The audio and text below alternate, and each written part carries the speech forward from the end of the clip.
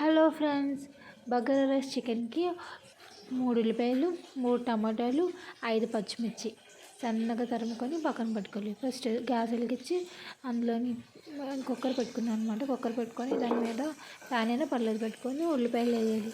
మనం తరుముకున్న ఉల్లిపాయలు వేసేసి దాన్ని బాగా వేగించాలి. కొంచెం కలర్ చేంజ్ అయ్యే వరకు వేగించాలి. చూడండి, వేగించాలి.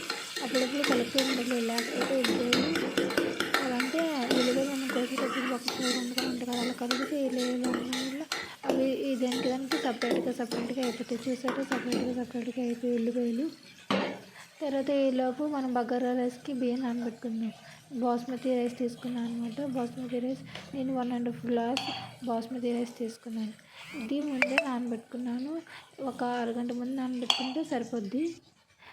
అప్పుడు వీడియో తీయలేదు కాబట్టి మీకు నేను ఇప్పుడు చూపిస్తున్నాను అనమాట. బాగా నానబెట్టుకున్న బాస్మతి రైస్ అనమాట. అవి చూసారా, నేను వీడియో పెద్ద ల్యాగ్ చేయకుండా సింపుల్గా ప్రాసెస్ చెప్పేస్తున్నా.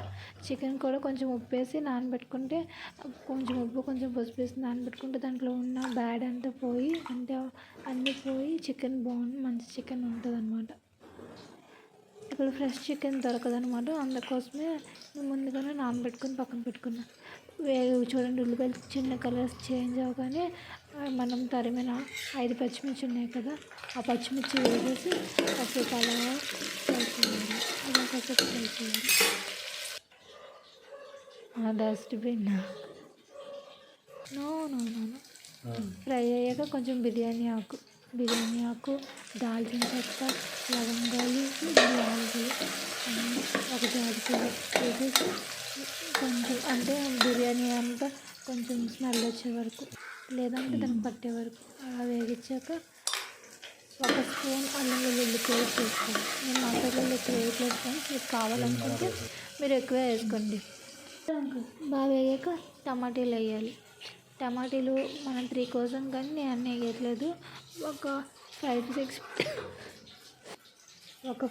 పీసెస్ వేసుకున్నాను. మీకు ఎక్కువగా గ్రేవీ కావాలి అనుకుంటే, లేదంటే బిర్యానీ ఆయిల్ కావాలనుకుంటే వేసుకోండి. కొంచెం కొత్తిమీర ఆకు అలా వాటర్లో కడిగించుకొని వేసుకుంటే సరిపోతుంది.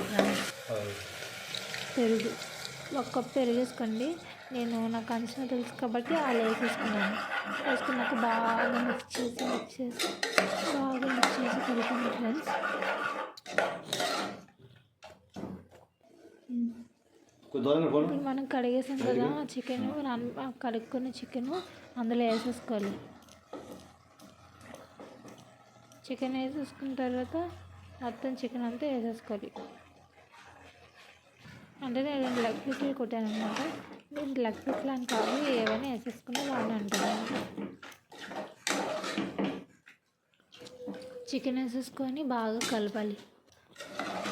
ఆ మసాలా అంతా ఆ చికెన్కి పట్టాలి.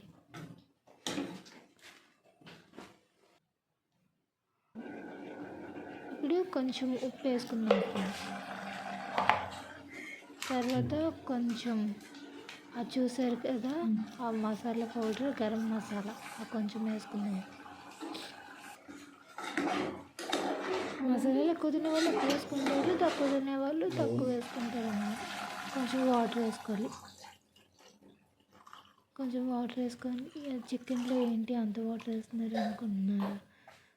అంటే బియ్యంకి మనం 1.5 గ్లాస్ వేసుకున్నాం కాబట్టి 2.5 గ్లాసెస్ వాటర్ వేసుకోవాలన్నమాట.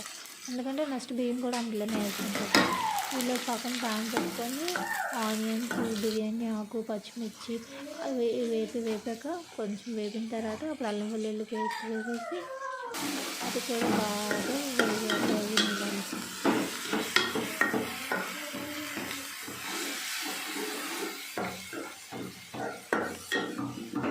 చూడండి, అక్కడ కర్రీ కోసం అది వేగిన తర్వాత అందులో తీసిన చికెన్ ఏమొచ్చి అందులో వేసేయాలి.